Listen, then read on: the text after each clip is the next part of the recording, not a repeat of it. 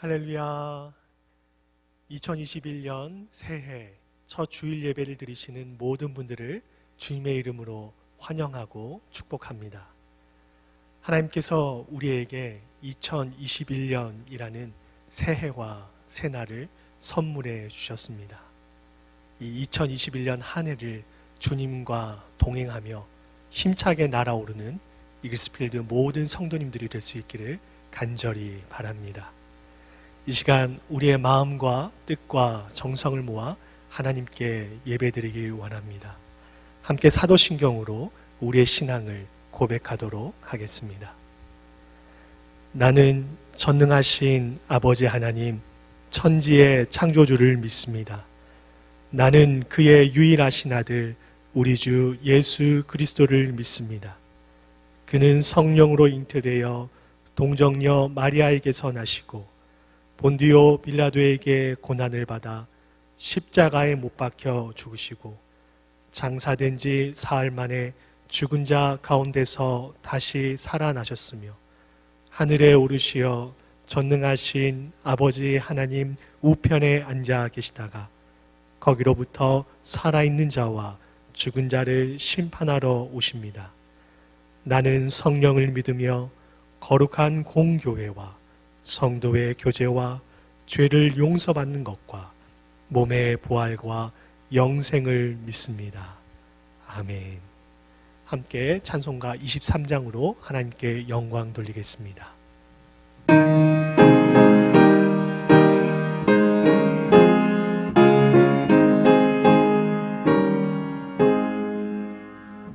만입이 내게 있으며 그 입 다가지고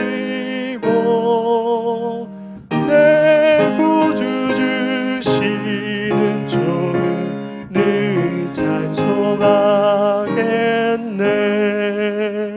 내 은혜로신 하나님 날 도와주시고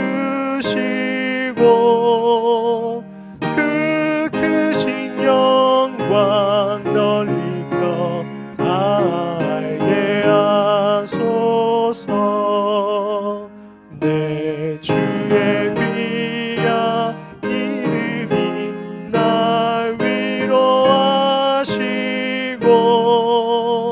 이 귀의 음악 같으니 참 희락되도다. 내 죄의 번세 깨뜨려 그 결박 푸시고 이 주한 마음을 비로소 고청케 하셨네.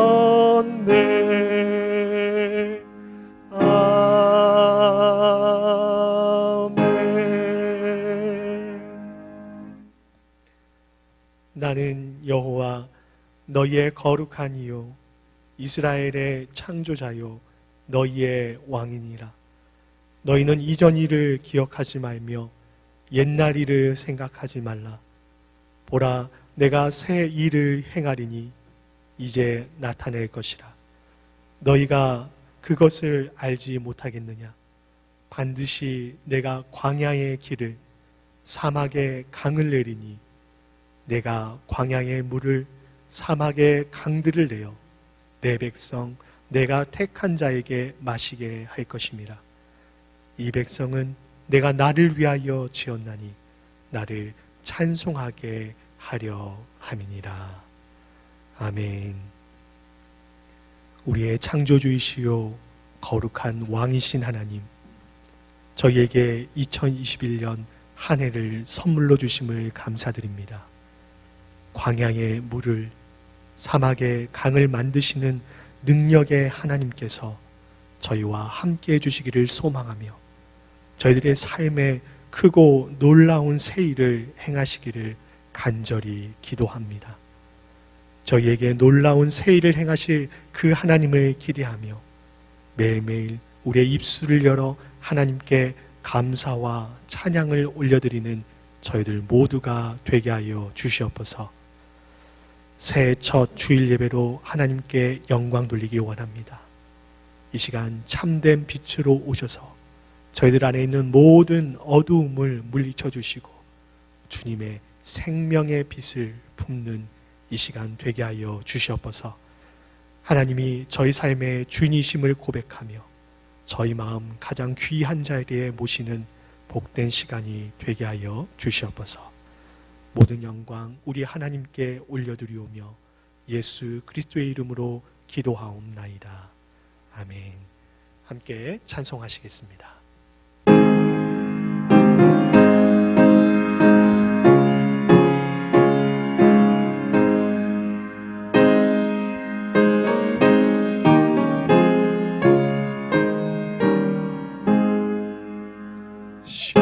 시온의 영광이 빛나는 아침, 어둡던 이 땅이 밝아오네. 슬픔과 애통이 기쁨이 되니 시온의 영광이 비춰오네. 시온의 영광이 빛나는 아침, 매였던 종들이 돌아오네. 오래전 선지자 꿈꾸던 복을 만민이 다 같이 누리겠네. 보아라 광야에 화초가 피고 말랐던 시냇물 흘러오네. 이 산과 저 산이 마주쳐 울려 주 예수 은총을 찬송하네. 땅들아 바다야 많은 섬들아 찬양을 주님께 드리어라. 싸움과 죄악이 가득한 땅에 찬송이 하늘에 사무치네. 아멘. 제약된 본성으로 영원히 죽을 수밖에 없는 저희들을 사랑하여 주셔서 독생자 예수 그리스도를 이 땅에 보내주시고 우리의 죄를 위해 십자가에 못 박혀 죽으시고 부활하셔서 우리를 자녀 삼아 주시어 하나님 나라 백성으로 살게 하시며 하나님 나라 통치를 받으며 부족하지만 이렇게 주님 앞에 오늘도 나가게 하여 주시는 주님의 은혜 감사합니다. 2021년 우리 교회 표로 시냇가에 심은 나무같이라는 제목으로 나아가려고 합니다. 그 제목에 대해 장 목사님을 통해 강단에서 계속 선포되는 하나님 말씀으로 인해 은혜 받게 하여 주심 또한 감사드립니다.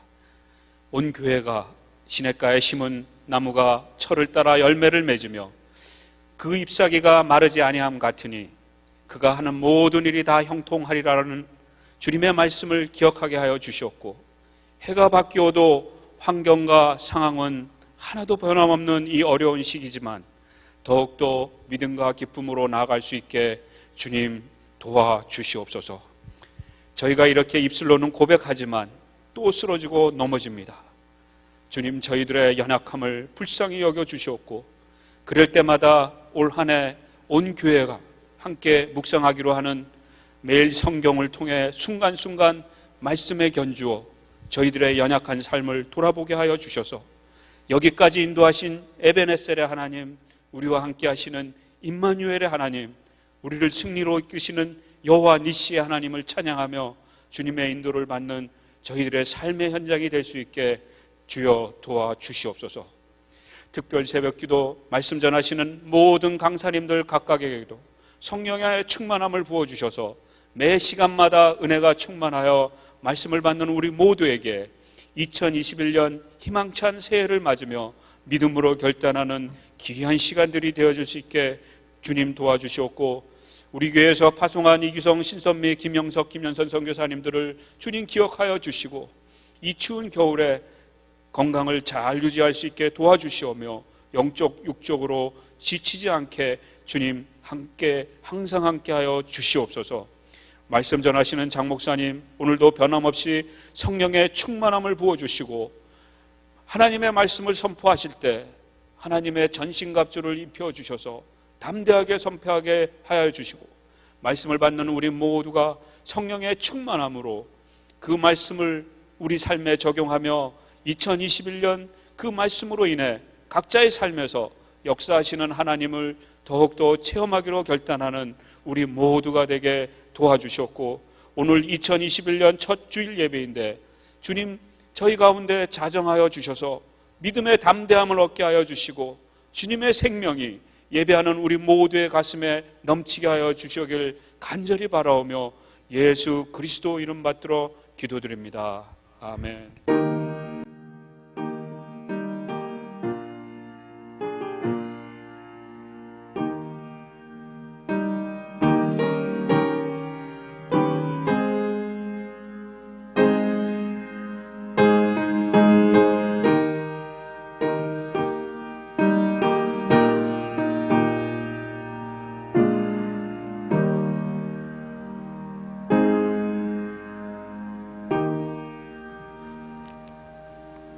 우리 다 같이 함께 하나님 앞에 봉헌 드리겠습니다.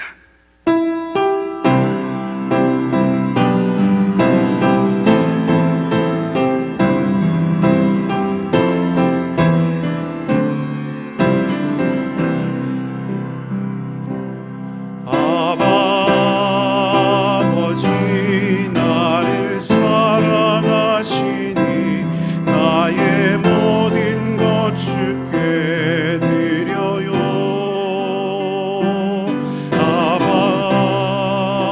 아버지 내가 여기 있으니 주님 영광 위하여 써주세요.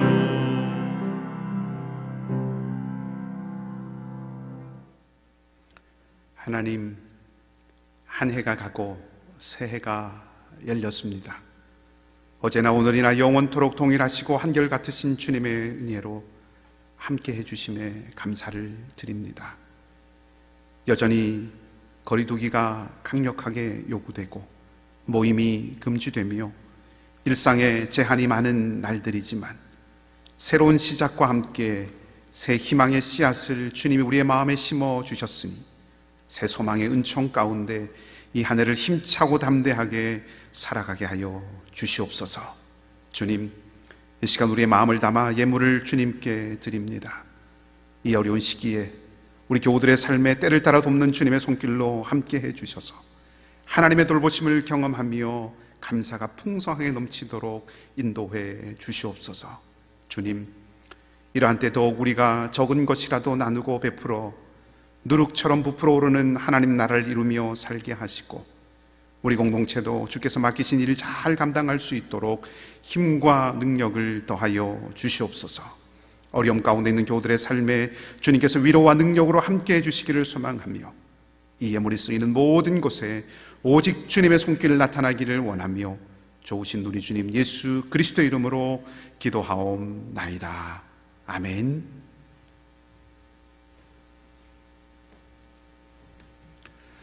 교회 소식을 우리 몇 가지 알려드리도록 하겠습니다. 홈페이지에 게시되어 있는 주보 참조하시면 좋겠습니다. 오늘은 우리 신년 주일입니다. 우리에게 새해를 선물해 주신 하나님께 찬양과 영광을 올려드리십시다. 우리에게 새해를 허락하신 우리 하나님께서 여러분 모두의 가정과 삶 가운데 새로운 은혜 부어주시고 또 우리를 통해서 새 일을 행하실 것입니다. 이 믿음 가지고 믿음으로 승리하며 나가는 은혜가 있기를 바랍니다. 우리 2021년 우리 신규 재직으로 우리 한혜영 권사님을 협동 권사님으로 그리고 안정휘, 최미정 두 분 집사님으로 임명합니다. 우리 함께 교회를 같은 마음으로 잘 섬기는 아름다운 동역의 일들 이루어갈 수 있기를 바랍니다. 우리 2021년 오늘부터 상록회 우리 어르신들과 또 참여하기를 원하시는 분들을 위한 우리 지상 성경 공부가 시작이 됩니다. 우리 교회 홈페이지에서 다운로드 받으셔서 우리 또 함께 말씀을 읽고 또 묵상하고 또 공부할 수 있도록 이렇게 도움 받을 수 있습니다. 많이 동참해 주시면 감사하겠습니다. 주중에 교회에 오셔서 매일 성경 1, 2월호 픽업하실 수 있습니다. 한 가지 기억하셔야 하는 것은 큐티책 우리 픽업하시기 전에 교회로 꼭 전화 주셔서 또 성함과 신청하신 큐티책 종류 그리고 권수 교회 오시는 시간을 미리 알려주시면 감사하겠습니다. 우리 화요일에서 금요일까지 오전 10시부터 오후 2시까지 편리하신 시간에 오셔서 픽업하실 수 있습니다. 기억하셔서 우리 묵상하는 일에 함께 힘을 모으면 좋겠습니다. 혹 묵상 교재 또 가지지 못하신 우리 교우들 위해서 우리 매주 주보에 이번 주 묵상 본문 안내해 드립니다. 이번 주 3일 오늘부터 토요일까지 묵상 본문들 안내되어 있으니까 혹 묵상 교재 가지고 있지 않으시더라도 주보 참조하셔서 우리 함께 말씀 묵상하고 말씀 나누는 일에 동행하면 좋겠습니다. 2021년 우리 장로님 기도하셨지만 신년 특별 새벽기도회가 내일부터 토요일까지 일주일 동안 진행됩니다. 길을 내시는 하나님이라고 하는 주제로 우리 함께 말씀 나눌 터인데 우리 월요일에서 금요일까지는 오전 6시 그리고 토요일은 오전 6시 30분에 온라인으로 함께 동참하실 수 있습니다. 여러분 사모하는 마음 가지고 같이 함께 기도하며 새해를 함께 열어가는 은혜가 있기를 바랍니다. 매년 우리 신년 첫 주일이 되면 우리 재직회 각 부서 우리 또 팀장들 또 섬기실 분들 임명하고 또 함께 축복하는 그런 시간들 있습니다. 올해 함께 모이지 못하기 때문에 여러분 같이 함께 격려하고 축복하지 못하지만 우리 홈페이지에 재직회 부서들 또 안내되어 있습니다. 구역들 여러 가지 또 우리 많은 조직들이 있는데 조금 특별하고 또 힘든 그런 우리 시기들 지나가고 있어서 최소한의 부득이한 경우를 제외하고는 예년 2020년과 같은 우리 자리에서 같은 마음으로 함께 섬겨 주시기를 바라는 마음입니다. 그래서 아주 부득이한 몇 분들을 제외하고는 우리 함께 동일한 자리에서 같이 섬길 수 있도록 다시 우리 교회가 임명하고 부탁하니까 여러분 기억하셔서 또 우리 이 어려운 시기들 잘 지나갈 수 있도록 마음을 함께 모아가면 좋겠습니다. 우리 함께 또 새롭게 섬기는 분들을 위해서 또 계속해서 함께 교회를 섬길 분들을 위해서 같이 기도하고 또 함께 조명을 위한 기도까지 함께 드리도록 하겠습니다. 같이 기도하겠습니다. 하나님, 새해 첫 주일이어서 또 교회를 섬기고 또 귀한 공동체를 함께 이끌어갈 귀한 주의 사람들을 세웁니다. 재직회 각 부서들 또 신규 재직으로 임명받으시는 분들 또 구역을 섬기며 각양 여러 가지 모양에서 모습에서 하나님 각자의 자리에서 섬기는 모든 분들을 주님께서 기억하여 주시고 복 내려 주시되 하나님 한결같은 주님의 마음을 따라 같은 마음으로 주님 섬기며 같은 마음으로 사랑하는 교우들을 섬기고 돌볼 수 있는 은혜가 있도록 복 내려 주시고 환경에 어려움이 있고 또 상황에 어려움들이 있지만 주께서 넉넉하게 감당하고 또 헤치고 나갈 수 있도록 힘과 지혜와 환경의 문들을 주님 열어 주시옵소서. 하나님 함께 섬기는 귀한 일을 통하여서 우리 이글스필드 공동체가 더욱 주님의 은혜 가운데 든든하게 세워져 가기를 간절히 소망합니다. 주께서 능하신 손으로 모든 팀에서 구역에서 또한 섬기는 모든 분들을 주께서 붙드시고 함께하여 주시옵소서. 말씀을 보내셔서 치유하시고 살리시는 하나님 구하오니 이 시간 함께하여 주셔서 읽고 전하고 듣는 모든 이가 마땅히 듣고 품어야 할 말씀을 깨닫고 살아내는 은혜가 있게 하여 주시고 성령께서 우리 각 사람의 심령을 조명하여 주셔서 순전한 마음으로 주의 말씀을 전하고 또한 듣게 하여 주시옵소서. 감사를 드리며 좋으신 우리 주님 예수 그리스도 이름으로 기도하옵나이다. 아멘. 오늘 이 아침에 우리에게 주신 하나님의 말씀은 신약 성경입니다. 마태복음 4장 1절에서 11절까지의 말씀입니다. 신약 성경 마태복음 4장 1절에서 11절까지의 말씀입니다. 제가 가진 성경은 신약 성경 4쪽에 있습니다. 마태복음 4장 1절에서 11절까지의 말씀입니다. 말씀을 제가 봉독해 드리겠습니다. 그때 예수께서 성령에게 이끌리어 마귀에게 시험을 받으러 광야로 가사 40일을 밤낮으로 금식하신 후에 줄이신지라. 시험하는 자가 예수께 나와서 이르되 네가 만일 하나님의 아들이거든 명하여 이 돌들로 떡덩이가 되게 하라. 예수께서 대답하여 이르시되 기록되었을 때 사람이 떡으로만 살 것이 아니요 하나님의 입으로부터 나오는 모든 말씀으로 살 것이라 하였느니라 하시니, 이에 마귀가 예수를 거룩한 성으로 데려다가 성전 꼭대기에 세우고 이르되 네가 만일 하나님의 아들이거든 뛰어내리라. 기록하였으되 그가 너를 위하여 그의 사자들을 명하시리니 그들이 손으로 너를 받들어 발이 돌에 부딪히지 않게 하리로다 하였느니라.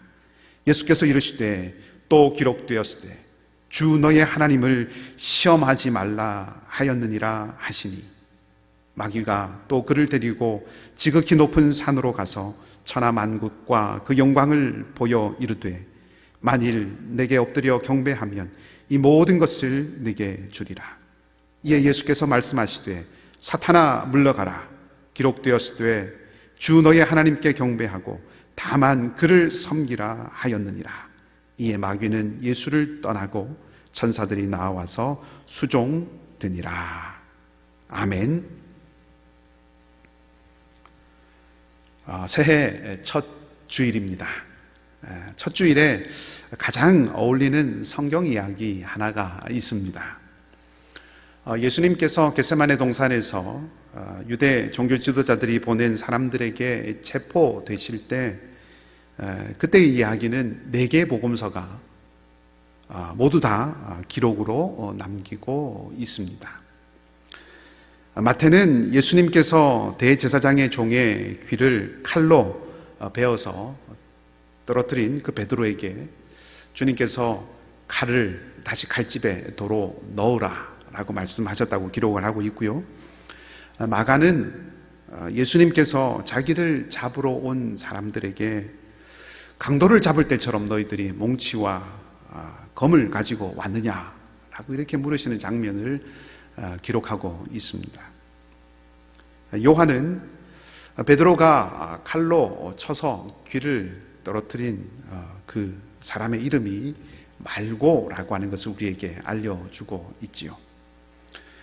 그리고 우리가 묵상하고 있는 이 누가복음은 다른 복음서들과는 달리 예수님께서 그 귀를 잃은 그 대제사장의 종의 귀를 만지셔서 낫게 해주셨다라고 그렇게 기록을 하고 있습니다.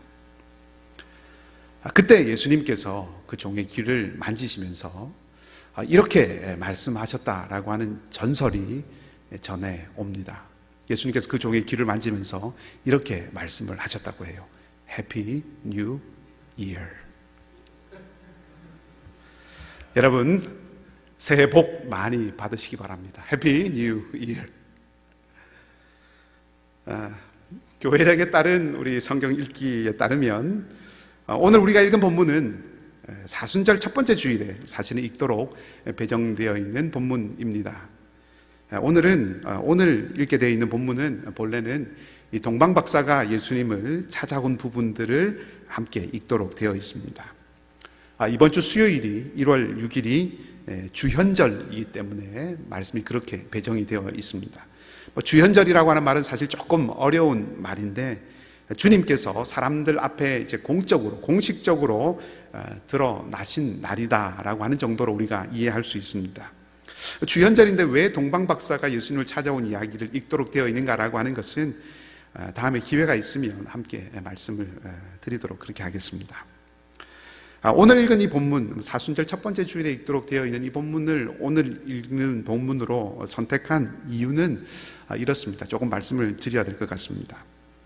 예수님께서 공생애를 시작하시는 그 과정을 보면 세례, 그리고 시험, 그리고 이제 사람들 앞에 본격적으로 등장하시는 그러한 순서로 되어 있습니다. 이따가 조금 더 자세하게 살펴보겠지만, 광야에서 이 시험은 예수님께서 공생애를 시작하시기 전에 마치 이 졸업고사, 졸업시험을 치르듯이 최종적인 준비를 마치고 이제 자신을 드러내시는 그런 모습이라고 말씀드릴 수 있겠습니다. 그래서 이 한 해를 시작하기 전에, 다시 말하면 이 한 해를 우리가 살아가는 우리가, 한 해를 시작하는 우리가 스스로 구비되어 있는지, 혹은 무엇을 최종적으로 확인하고 이 한 해를 이제 시작하고 살아가야 하고 걸어가야 할지를 한번 생각해 보려고 오늘 본문의 말씀을 선택을 했습니다. 참고로 교회력으로는 다음 주일이 예수님께서 세례를 받으신 것을 기념하는 주일입니다. 그래서 다음 주일은 본문의 앞부분에 있는 예수님의 세례 받으시는 장면을 함께 좀 생각을 해 보려고 합니다. 이제 오늘 본문의 말씀을 함께 살펴보십시다. 1절은 예수님께서 성령에게 이끌리셔서 마귀에게 시험을 받으시려고 광야로 나가셨다라고 기록을 하고 있습니다. 질문이 떠오릅니다. 마귀가 예수님을 시험하는 것이 가능한가? 물론 예수님께서 신성뿐만 아니라 인성, 사람의 몸을 또 사람이셨기 때문에, 인성을 가지신 분이기 때문에 마귀가 시험하는 것이 가능하다라고 생각을 할 수도 있겠습니다만은, 하나님의 아들이 시험 당한다라고 하는 것이 언뜻 이해하기가 쉽지는 않습니다. 다른 한편으로, 이 하나님의 아들을 시험하고 오히려 이 예수님을 향하여서 나를 경배하라 라고 그렇게 말할 정도로 마귀가, 이 사단이 강하다라고 생각하면 한편이 좀 두려워지는 마음도 생길 수 있겠다 하는 그런 생각해 봅니다. 우선 본문에 나와 있는 이 시험이라고 하는 말의 헬라어는 페이라조라고 하는 말인데, 이 말은 시험하다 혹은 유혹하다라고 하는 말로 보통 번역되고 옮겨질 수 있습니다. 그리고 그 말 속에는 증명해낸다라고 하는 그런 의미도 담겨 있습니다. 시험이 있고 또 유혹이 올 때 그것을 견뎌내거나 혹은 이겨내거나 혹은 그 유혹을 물리친다고 한다면 아마 그것은 시험을 치른 사람이 어떤 존재인지 그걸 증명해내는 거겠죠. 실력이 이 정도다, 이 정도 시험을 통과했다라고 하는 실력이 이 정도다라고 하는 것을 증명해내거나 혹은 유혹을 물리쳤다고 하면 심지가 이 정도로 견고하고 굳은 사람이다라고 하는 것을 확인시켜 줄 수 있다라고 하는 그런 말입니다. 그러니까 오늘 본문에서 이 시험이라고 하는 말이 시험이든 혹은 유혹이든 어떤 말로 번역되든지 결과적으로는 무엇인가를 증명해내거나 확인시켜주는 것이면은 틀림없다 하는 거죠. 예수님께서는 이 시험을 통해서 무엇인가를 증명해내시고 또 자신이 누구인지를 확인시켜 주셨다라고 하는 것입니다. 우리가 성경을 읽을 때는 앞뒤 문맥을 잘 살펴서 읽어야 하는데, 오늘 본문의 앞부분은 아까 말씀드렸던 것처럼 다음 주에 살펴볼 예수님의 세례 장면입니다. 거기서 예수님께서 어떤 말씀을 듣습니까? 하늘로부터 소리가 있어서 말씀을 하셨죠. 3장 17절 말씀에 보면 이는 내 사랑하는 아들이요 내 기뻐하는 자라 하는 말씀을 예수님이 들으십니다. 그러니까 예수님께서 하나님의 아들이시다라고 하는 선언이 있었다 하는 것이죠. 그리고 오늘 본문의 말씀을 보면 이 마귀가 예수님께 어떻게 말합니까?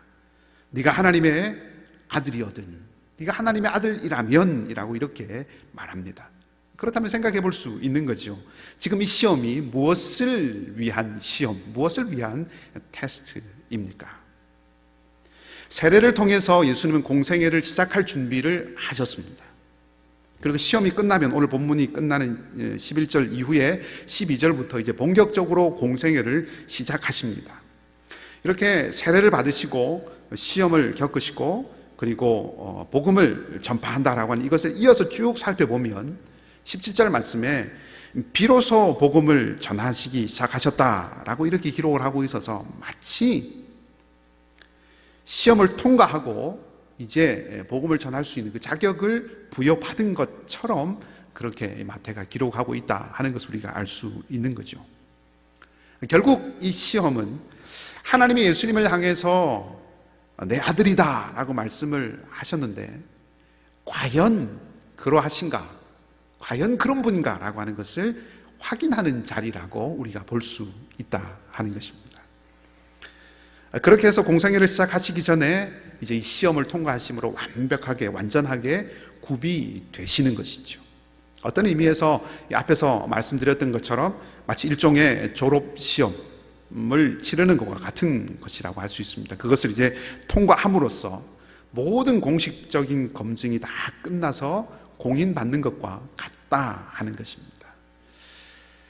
그렇게 생각하고 이 말씀을 본다면 1절에서 예수님께서 마귀에게 시험 받으셨다라고 하는 이것은 그림으로 한번 생각해 보면 마치 모든 것을 주관하신 어떤 총책임자가 있고 그 안에서 훈련을 받은 어떤 한 사람이 그간의 훈련이 제대로 잘 이루어졌는지 아주 고약한 시험관에게 보내져서 마지막 검증을 받는 것 같은 그런 그림이라고 할 수 있겠죠. 만약에 그런 그림을 생각해 본다면 마귀는, 시험하는 마귀는 하나님의 모든 것을 주관하시는 하나님의 손 아래에 있는 존재이죠. 감히 하나님의 아들에게 자기를 경배하라고 말할 수 있는 그런 존재가 아니라 일시적으로 그렇게 할 수 있도록 허락된 존재일 뿐이다 하는 것입니다. 그러니까 마귀는, 악한 영은 그런 의미에서 두려워할 존재가 아니라 우리 하나님의 손 아래에 있고 마침내는 물러날 존재, 마침내는 물러갈 존재, 그 하나님의 통치 아래에 굴복하도록 운명 지워져 있는 그런 존재라고 하는 것이죠. 그러니 베드로가 마귀를 대적하라 라고 말했던 것입니다. 마귀는 하나님의 능력에 대적할 수 없는 존재입니다. 이 세상 어떤 것도 하나님의 능하신 그 손 아래 있음을 우리 기억해야 합니다. 그것을 믿어야 합니다. 그 하나님을 힘으로 삼고 피난처로 삼고 그 하나님을 구원자로 삼고 살아가는 우리가 되기를 주님의 이름으로 소망하고 축복합니다. 이제 예수님의 이 시험에 대해서 한번 함께 생각해 보십시다. 말씀드렸던 것처럼 이 시험은 예수님이 하나님의 아들이시다라고 하는 것을 확인하고 알려주는 그런 역할을 합니다. 그러니 우리가 이 시험 이야기에서 우리가 주목해 보아야 하는 것은 예수님께서 이 시험을 통해서 무엇을 말씀해 주시고 무엇을 보여주고 계신가라고 하는 것을 살펴보는 것이 중요합니다. 먼저 마귀는 예수님을 향하여서 하나님의 아들이라면 돌로 떡을 만들어 보라 라고 그렇게 말하죠. 40일을 금식하고 줄이신 그 예수님에게 큰 유혹이었겠지요. 예수님께서 그 마귀의 시험에 대해서 무엇이라고 답변하셨습니까? 4절 말씀에 보면 예수님께서 사람이 떡으로만 살 것이 아니다, 하나님의 모든 말씀으로 산다라고 하셨습니다. 분명히 떡이 필요하다라고 하는 것을 말씀을 하고 계십니다. 쉽게 밥이라고 합시다. 밥이 필요하지만 그것이 전부는 아니다라고 말씀을 하시는 것이죠. 그러면서 하나님의 말씀으로 산다고 하셨습니다. 밥이 주는 생명, 밥이 주는 그 생명 외에 더 근원적인 생명이 하나님의 말씀으로부터 온다라고 하는 것을 말씀해 주시는 것입니다. 육신의 필요 혹은 영적인 필요 이렇게 나누는 말씀이 아닙니다. 그렇게 보는 것은 반은 맞고 반은 틀립니다. 밥이 목적이 되는 삶은 짐승의 삶이죠. 그건 인간의 삶이 아닙니다. 인간은 밥이 목적인 존재가 아닙니다. 예수님은 줄이셨습니다. 40일을 금식하셨고 무척이나 배가 고프셨습니다. 그래서 무엇보다 밥이 필요하셨지만, 무엇보다 음식이 필요하셨지만 그것이 생명의 본질이 아니라고 하는 것을 주님은 놓치지 않으셨다는 것입니다. 쉽게 말하면 살되 무엇을 위해 사느냐 하는 것이죠. 그러니까 주님의 이 말씀은 인생에는 목적, 가치, 방향이 있다라고 하는 것입니다. 이 질문을 놓치지 않는 것이 중요합니다. 하나님의 백성은 살되 무엇을 위해 사느냐, 내가 살아가지만 나는 무엇을 위해 살아가느냐라고 하는 그 질문을 끊임없이 던지면서 그 질문에 답하고 살아가는 존재입니다. 철학자들도 이런 질문을 던지고 심지어 사춘기 아이도 이런 질문을 던지죠. 그런데 하나님의 백성의 이 질문은 결이 다른 질문입니다. 노아의 때도 먹고 시집가고 장가가고 했다고 예수님께서 말씀을 하셨습니다. 먹고 시집가고 장가가는 것은 일상의 일이지요. 예수님은 그것 자체를 비판하신 것은 아닙니다. 온전히 그 일상의 삶에만 빠져, 매일매일의 삶에만 빠져서 그날, 그 결정적인 그날이 다가옴을 깨닫지 못했다라고 하는 것을 예수님이 말씀하셨죠. 그러니 우리가 일상의 삶을 살아가되, 매일매일의 삶을 살아가되 마지막 그날, 종말의 그날이 다가오고 있다라고 하는 것을 항상 기억하고 살아가야 한다는 것입니다. 그것이 살되 무엇을 위해 사는가라고 하는 그 질문에 답하고 살아가는 삶이지요. 어떻게 살아가는 삶을 말합니까? 금요일 새벽기도 말씀을 함께 나누면서 그때 말씀을 드렸던 것처럼 그때가 언제냐, 그 종말의 때가 언제냐, 마지막 때가 언제냐라고 하는 그 때의 마음을 빼앗기고 살아가는 것이 아니라 마침내 이루어질 그 하나님의 나라를 바라보고 그 나라에 합당한 삶, 마침내 우리에게 올 그 하나님의 나라, 여기서 이루어질 그 하나님의 나라의 삶을 지금 살아가는 이곳에서 이루며 살아가는 삶이라고 하는 것입니다. 그것이 살되 무엇을 위해 사느냐라고 하는 것에 답하고 살아가는 삶입니다. 열심히 사시기 바랍니다. 여러분에게 주어진 일에 흠뻑 빠지시기 바랍니다. 함께하는 사람들을 사랑하고 어울리기를 기뻐하고 즐거워하시기 바랍니다. 그리고 동시에 하나님 나라를 늘 잊지 마십시오. 그 나라에 합당하도록 우리의 일에 흠뻑 빠지고 그 나라에 합당하도록 우리 곁에 있는 사람들과 함께 기쁨으로 어울리시기 바랍니다. 그것이 사람이 떡으로만 살 것이 아니요 오직 하나님의 입으로부터 나오는 모든 말씀으로 산다라고 하는 그 말씀의 뜻입니다. 두 번째 시험은 하나님의 말씀을 믿고 높은 곳에서 뛰어내리라라고 하는 그런 시험이었습니다. 여러분, 언뜻 보면 사실 뛰어내려야 합니다. 뛰어내려서 하나님의 약속이 옳다, 하나님의 말씀이 옳다라고 하는 것을 증명해 주어야 하죠. 봐라, 뛰어내렸더니 천사가 와서 발을 받쳐주지 않느냐, 하나님 말씀이 맞지 않느냐, 천사가 내 발을 받쳐주는 거 봤지, 감히 네가 하나님 말씀을 비아냥거리다니, 그러니까 너는 마귀에 불과한 거야 라고 이렇게 말해야 할 것 같습니다. 근데 여기에 함정이 있는 거죠. 예수님께서 어떻게 답변하셨습니까? 7절 말씀에 보면 하나님을 시험하지 말라 하고 답변하셨습니다. 잘 한번 생각해 보시기 바랍니다. 저는 이 두 번째 시험에서 창세기 3장이 떠올랐습니다. 하나님이 정말로 죽는다고 했니? 그렇게 하면서 다가오는 뱀의 소리가 마귀의, 오늘 이 예수님이 시험하는 마귀의 음성에서 들렸습니다. 뱀은 인간의 교만을 자극했죠. 아담과 하와의 마음의 깊은 곳에 있는 그 교만을 자극했습니다. 무엇을 가지고 아담과 하와를 자극했습니까? 의심입니다. 진짜 그럴까? 과연 그럴까? 라고 하는 그 마음을 불어넣은 것이죠.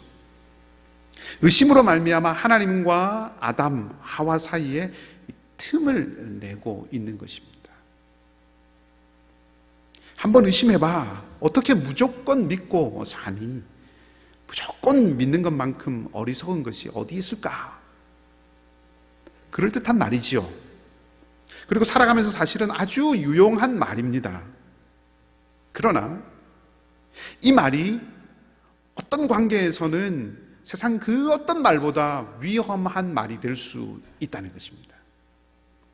신뢰를 쌓기 전에는, 믿을 만한 관계가 만들어지기 전에는 검증이라고 하는 차원에서 특별히 비즈니스나 이런 현장에서는 꼭 필요한 말이 이것이죠. 한번 의심해보고 무조건 믿는 것은 어리석다라고 하는 이 말을 깊이 새겨야 합니다.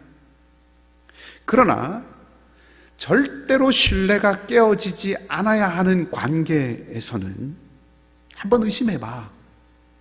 무조건 믿는다는 것이 얼마나 어리석은 일이냐라고 하는 이 말은 그 관계를 깨트리는 치명적인 말이 될 수 있다는 것입니다. 부모와 자식 사이에서, 피를 나눈 형제 관계에서, 혹은 깊은 우정을 나눈 그런 친구 관계에서 이런 말들은 치명적인 말이죠. 친구라고? 정말 친구라고 생각하니? 그럼 한번 이렇게 해봐. 그래서 진짜 친구인지 가짜 친구인지 한번 확인해봐. 부모라고? 가족이라고? 진짜 부모인지 한번 이렇게 해서 확인해봐. 누군가 만약 그렇게 말을 하고 그 말을 받아서 응한다면 그 관계에는 돌이킬 수 없는 일을 만들어낼 수도 있다 하는 거죠.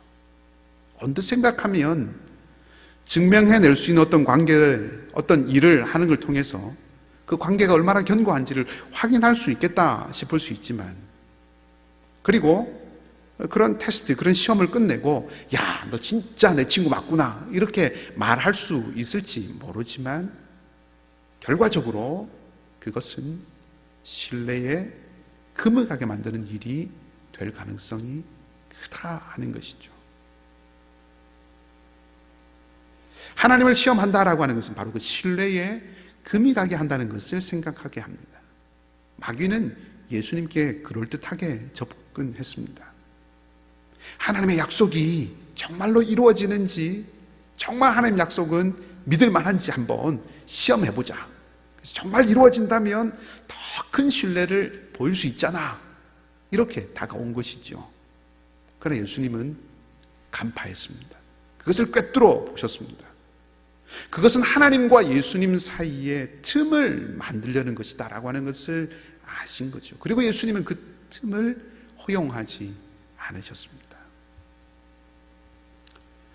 우리 살아가는 인생에는 결코 깨트려서는 안 되는 것들이 있다고 저는 생각합니다. 그 가운데 하나가 하나님에 대한 신뢰입니다.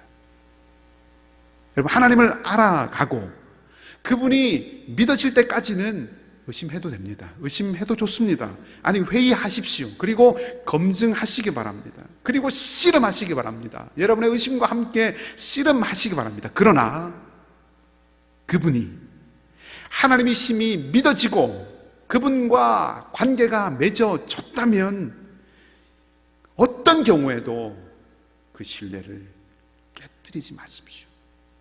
그 자리를 떠나지 마십시오.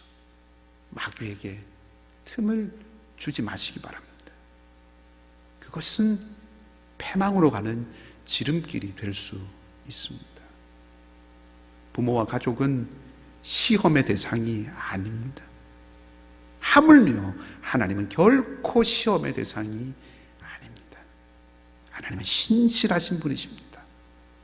믿음이 신뢰가 우리를 구원한다라고 하는 그 사실을 잊지 마시기 바랍니다. 마지막 시험은 높은 산에서 세상의 영광을 다 보여주면서 자기에게 마귀가 경배하라 그렇게 한 것입니다.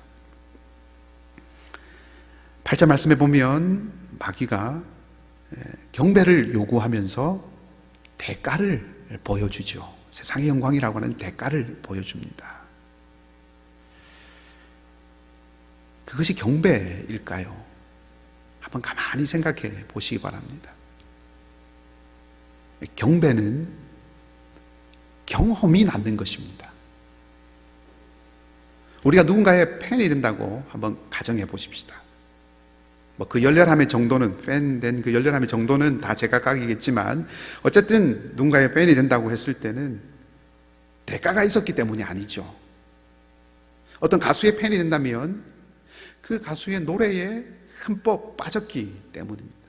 어떤 배우의 팬이 된다면 외모에 빠졌거나 혹은 연기력에 매료되었기 때문입니다. 그런 의미에서 경험이 경배를 가능하게 하는 것입니다. 경배라고 하는 것은 그 경배받을 대상을 충분히 경험해야 가능한 것입니다. 대가 이전에 경험이 반드시 있어야 합니다. 주 너의 하나님만 경배하라 하는 이 말씀을 가지고 드릴 수 있는 말씀이 뭐 여러 가지 있지만 가장 강조하고 싶은 한 가지가 이것입니다. 살아가는 동안 하나님을 경험하는 것, 하나님을 누리는 것, 그것을 늘 사모해야 한다는 것입니다. 그것이 생명의 길이라고 하는 것입니다.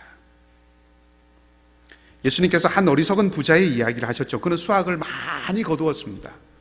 풍성하고 넘쳐서 창고가 모자랐습니다. 그래서 창고를 더 짓습니다. 가득가득 곡간에 추수한 곡식이 다 찾아 마음이 얼마나 풍요로웠는지 모릅니다. 그래서 자기 자신에게 그렇게 말하죠. 내 영혼아, 마음껏 누리고 쉬자라고 그렇게 말합니다. 그 부자에 대해서 주님께서 무엇이라고 하셨습니까? 어리석다고 하셨어요.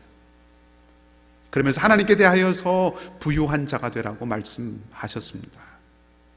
1차적으로 그 말씀은 탐욕을 경계하라 하는 말씀이지만, 그러기 위해서는 하나님을 사모하고 하나님을 충분히 경험하여서 그 하나님의 풍성하심을 알고 하나님의 돌보심을 누리고 또 그 하나님의 돌보심을 보이고 살아가는 것이 있어야 한다는 것입니다.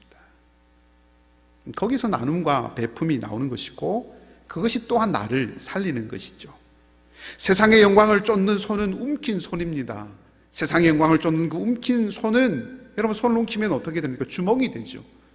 세상의 영광을 쫓는 이 움킨 손은 주먹이 되어서 공격하지만, 그래서 적을 만들어내지만, 하나님의 풍성하심을, 하나님의 그 풍성함을 아는, 그것을 누리는 펼친 이 손은 잡아주는 손이 되어서 일으켜내고 친구를 만드는 손이 됩니다.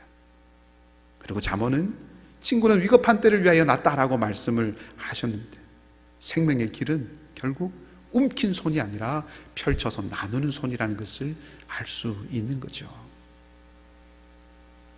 주님은 하나님만 경배하라고 하시면서 하나님을 경험하고 하나님을 추구하고 하나님을 갈망하는 것이 인생의 생명의 길이다라고 그렇게 말씀하시면서 사탄아 물러가라 하셨고 마귀는 물러갔습니다.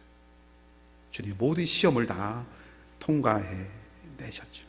시험을 이기시고 하나님의 아들이시다라고 하는 것을 확인시켜 주셨습니다. 자, 이후에 예수님 어떤 삶을 살아가셨습니까? 주님이 살아가신 삶의 모습을 보십시다. 주님은 하나님 나라를 목적으로 두시고 살아가셨습니다. 그 나라를 가르치시고 그 나라를 보여주시고 그 나라의 사람들을 초청하셨습니다. 그것이 회당에서 가르치시는 모습으로 기적을 베풀고 자비를 베풀고 용서를 선언하시고 당신의 식탁에 모든 사람들을 앉히시는 그런 모습으로 나타나셨죠. 하나님 입에서 나오는 모든 말씀으로 살 것이다. 인생에는 밥 넘어서는 가치와 목적이 있다라고 하는 것을 주님은 전 생애를 통해서 보여주셨습니다. 주님은 그 어떤 순간에도 하나님을 신뢰하셨습니다. 심지어 아끼던 자신의 제자들이, 마음을 다했던 그 제자들이 자기를 버리고 다 도망하고 뿔뿔이 흩어져서 오직 홀로 남으셨을 때도, 그래서 그간의 자기의 가르침과 수고와 눈물과 땀이 다 사라져버리고 흩어져버린 것 같은 그런 순간에도 주님은 오직 하나님을 신뢰하고 묵묵히 십자가의 길을 가셨습니다. 주 너의 하나님을 시험하지 말라 하는 그 말씀을 주님의 삶 전체를 통해서 보여주신 것이죠. 주님은 사람들이 왕으로 삼으려 할 때 그 자리를 피하셨습니다. 도리어 한적한 곳에 가셔서 기도하셨습니다. 세상의 영광을 취하는 것보다 오직 하나님을 누리고 하나님을 경험하는 것, 하나님과 깊이 교제하는 것, 그것을 더 추구하셨습니다. 더 즐거워하셨습니다. 무엇을 위해 살아야 하는지, 깨트려지지 않아야 할 그 신뢰를 누구에게 두어야 하는지, 하나님을 경험하고 경배하는 것을 놓치지 않는 것이 가장 중요한 일이다 하는 그것을 주님은 보여주셨습니다. 그것이 주님의 길이었습니다. 사랑하는 이글스필드 우리 성도 여러분, 새해가 시작되었습니다. 이제 또 이 한 해를 걸어갑니다. 성령에 이끌리신 주님은 광야의 시험을 통과하여서 자신이 하나님의 아들이심을 보여주셨습니다. 그리고 당신의 뒤를 따르는 이들이 무엇을 구비해야 하는지, 무엇으로 구비되어야 하는지를 보여주셨습니다. 이 한 해 우리도 이 성령의 이끌림을 따라서, 이 성령에 이끌려서 우리도 삶의 목적을 잊지 않고 살아가는 한 해가 되기를 바랍니다. 하나님을 향한 그 신뢰에 어떠한 틈도 없기를 바랍니다.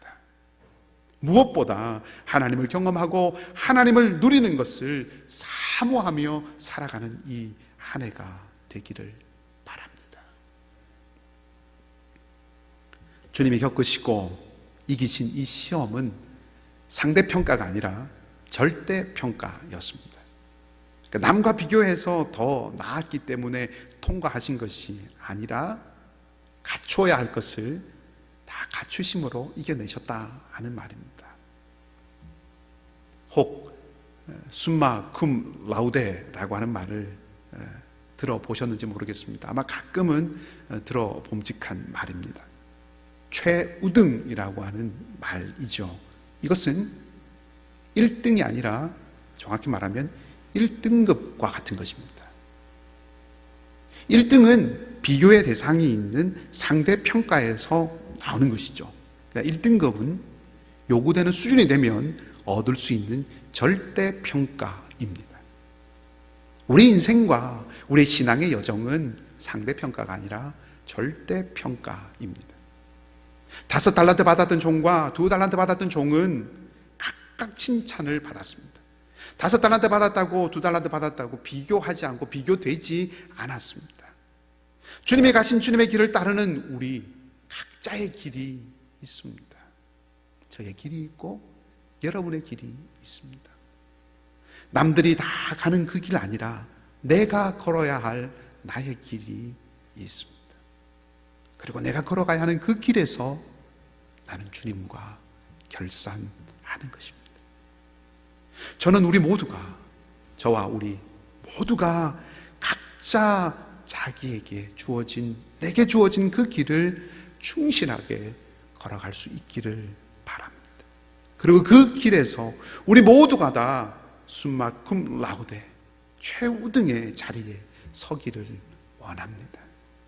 오늘 마지막 본문의 마지막 구절은 천사가 예수님을 수종 들었다고 말하고 있습니다. 우리에게 이 은혜가 있기를 바랍니다. 첫 걸음을 내딛는 우리의 발걸음이 한 해의 마지막 자리에 서게 되었을 때 우리가 이 한 해를 통하여 하나님의 자녀임을 확인받은 그런 한 해의 발걸음이 되어서 천사가 수종 드는 것 같은 역사, 하나님이 기뻐하시고 인정하시는 바로 그 숨마 쿰 라우데, 그 은혜가 넘치기를 주님의 이름으로 축복합니다. 함께 같이 기도하십시다.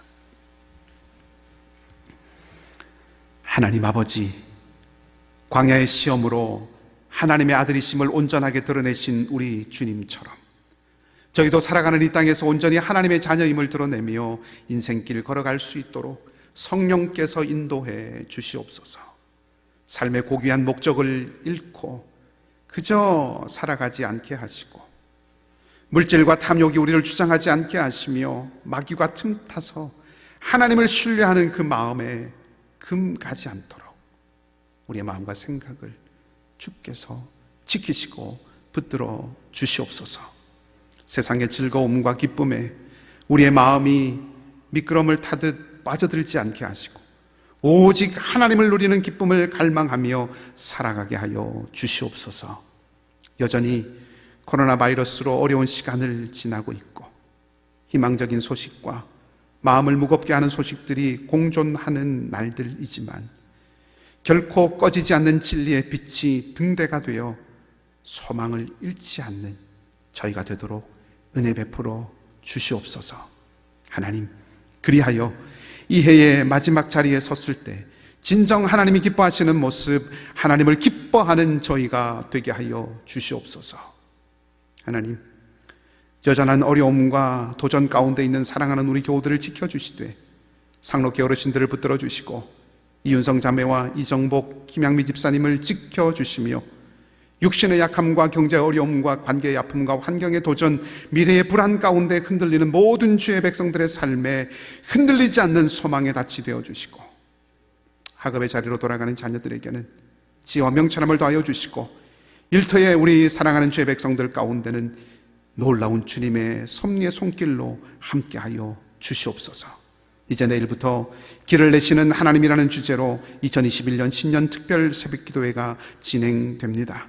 말씀과 기도의 자리자리마다 주님의 은혜가 있게 하여 주시고 광야의 길을, 사막의 강을 내시는 그 하나님의 능력의 손을 붙드는 역사가 넘치게 하여 주시옵소서. 새해에 릴레이로 금식하며 기도하고 중보하는 사랑하는 주의 백성들이 있습니다. 주께서 그 모든 기도의 자리에 함께 하여 주시고 선하신 손으로 응답하여 주시옵소서. 이 한 주간의 모든 삶과 한 해의 모든 것을 주님께 맡기오니 주님이 함께 하여 주시고 감사를 드리며 우리 주님 예수 그리스도의 이름으로 기도하옵나이다. 아멘. 우리 마지막 결단 찬양, 우리 송구영 신예배 때 함께 불렀던 찬양입니다. 선한 능력으로 우리 함께 같이 고백하고 찬양하겠습니다. 이 한 해 우리가 함께 손잡고 주님 나라 이루며 걸어가는 은혜가 있기를 바라고 또 사모하는 마음으로 우리 함께 결단 찬양 부르시겠습니다.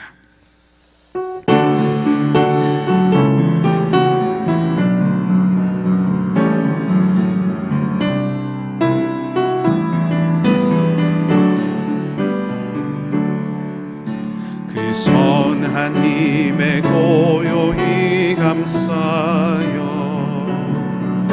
그 놀라운 평화를 누리며 나 그대들과 함께 걸어가네.